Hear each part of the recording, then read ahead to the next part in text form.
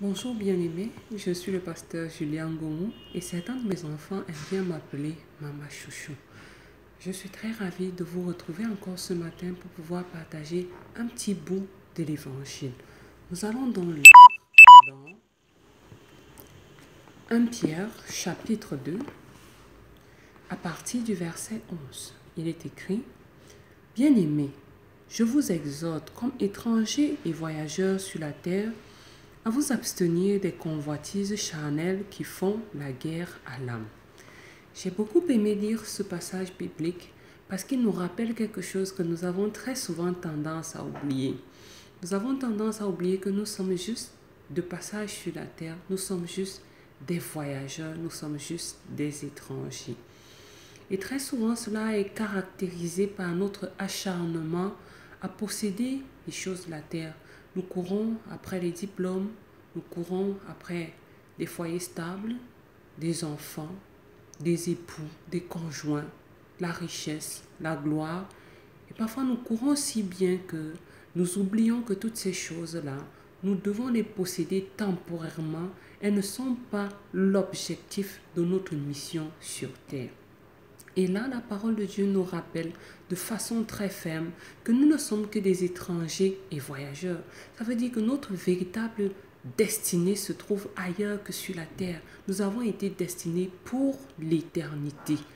Mais en ce qui concerne l'éternité, il y a deux possibilités.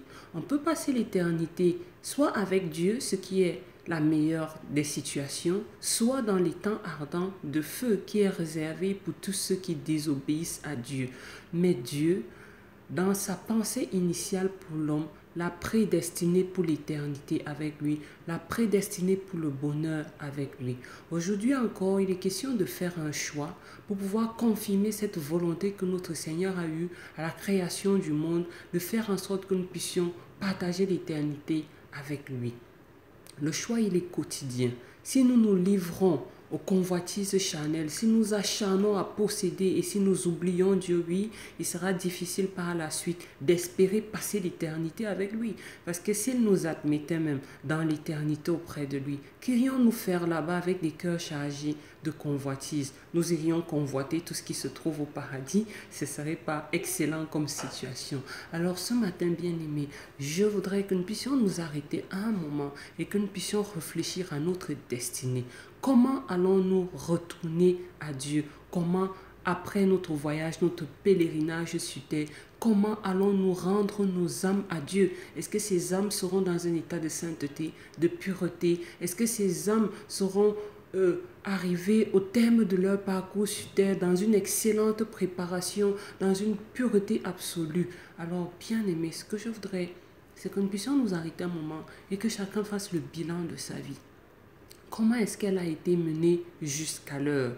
Est-ce que nous avons privilégié notre statut de voyageur? Est-ce que nous avons oublié carrément que nous sommes en mission et nous nous sommes perdus dans les choses agréables de la terre? Oui, les choses de la terre sont souvent très attirantes et aussi très agréables. Mais disons-nous toujours, bien aimés, que les choses du paradis sont meilleures que celles de la terre. Et nous sommes ici pour préparer cette destinée meilleure. Je voudrais que nous puissions dire ensemble un petit mot de prière. Si cela t'inspire, bien sûr, je peux te prêter quelques mots, mais sinon, tu pourras reformuler avec tes propres mots. Nous allons prier, bien-aimé. Seigneur Jésus, je te remercie pour le privilège que tu m'as donné de venir sur cette terre.